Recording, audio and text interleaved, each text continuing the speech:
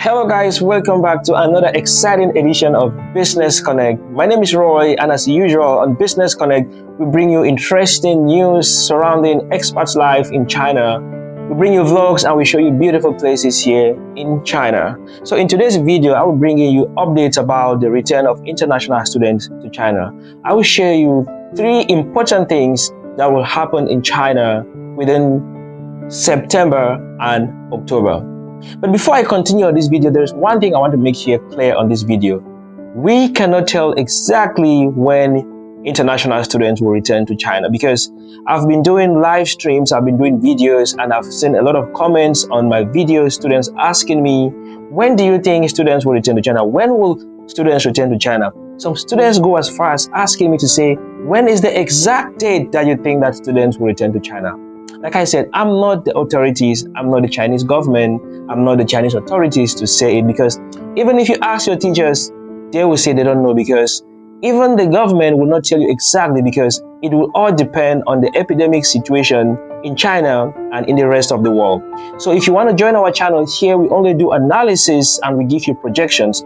We cannot tell you exactly when international students will return to China.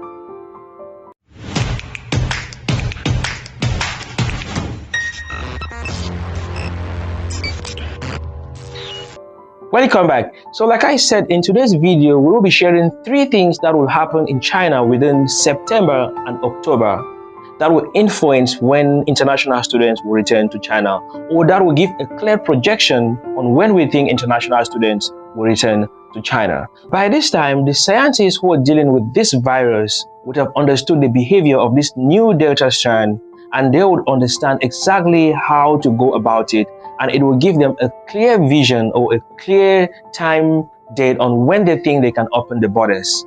And this cannot happen in 1 month. We think this can happen within 3 months, within 2 or 3 months. So we are talking about September and October. So this is one thing that will happen within September and October that will determine, or that will give a clear view or a clear vision on when we think international students will return to China.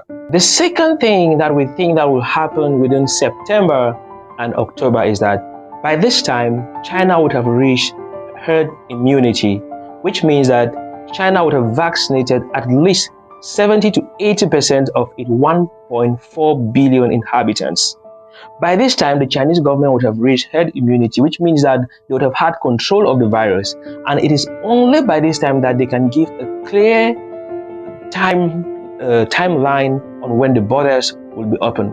We're not only talking about the borders for international students, we're also talking about the borders for other expats, people who are moving in, for tourists and business people, diplomats, and so on, for people who are moving in and out of China. So by this time, the vaccination would have reached almost 80%, and it is only at around this time that we think that the Chinese government can give a clear timeline on when we think the borders will be open. And not only China would have reached herd immunity, most countries around the world who are gearing up with vaccination. From my analysis and from news around the world, even by that time also, not only China would have reached this level of vaccination, a lot of countries are gearing up with vaccination. So we think also that by this time, they would have reached this level of between 70 to 80% of vaccination, which means that they would have had the virus under control. And until then, China can give a clear timeline on when the borders will be open. These are our projections based on news and based on the current situation in China.